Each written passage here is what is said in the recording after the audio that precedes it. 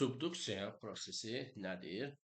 İlk növbədə onu deyək ki, subduksiya əsasən geosinkal ərazilərdə, yəni litosfer tavalarının sərhədi boyu ərazilərdə yaranır ki, bu əsasən necə sərhədlərdə yaranır?